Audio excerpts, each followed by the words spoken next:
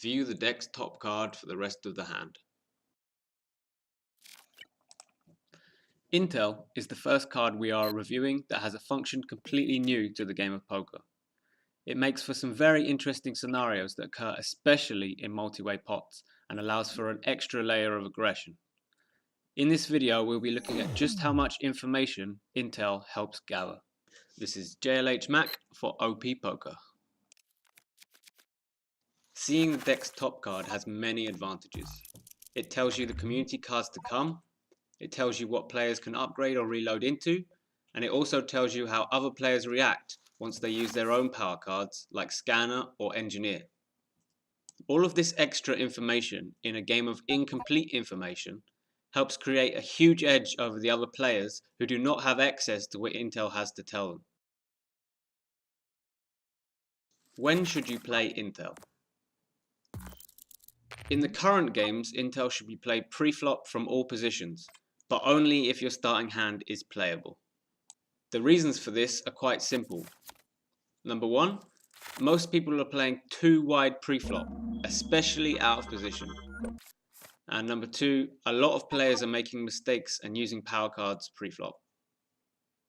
When the population tendencies eventually shift, or if you're against players who you already know is good or tight, it will only be worth using Intel once a flop is seen, if you made a raise pre-flop. The short reason is this card is worth more than a one big blind steal in most cases.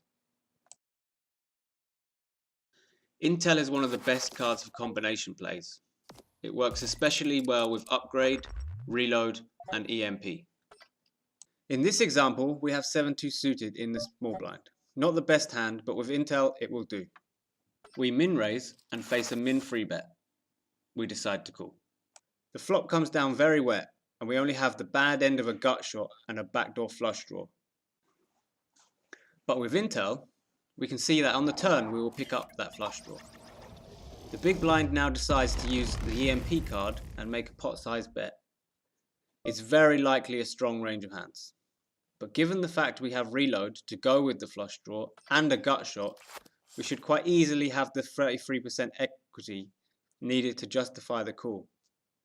We call and see that the river will bring our flush.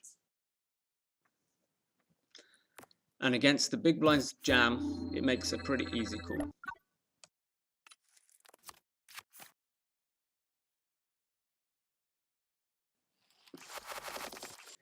In this second example, we have ace-8 suited in the big blind and are facing two limps. We use Intel in this spot with the intention of raising regardless of what the next card is.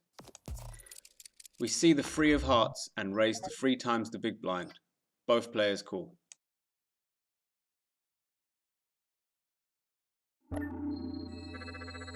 We see a fairly nice flop of ace-6-3 2 spades, and Intel also tells us the jack of diamonds is the next card to come.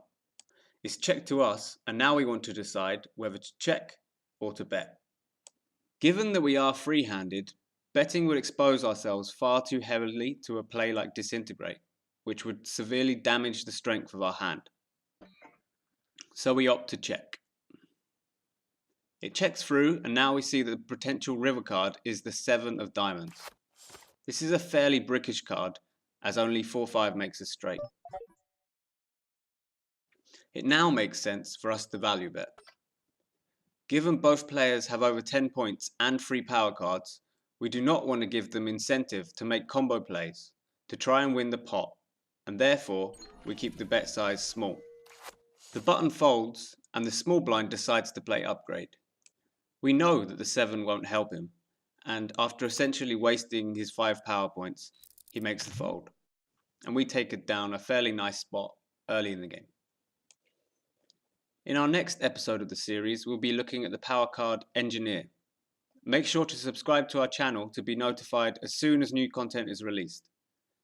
This has been jlhmac for OP Poker. Ciao for now.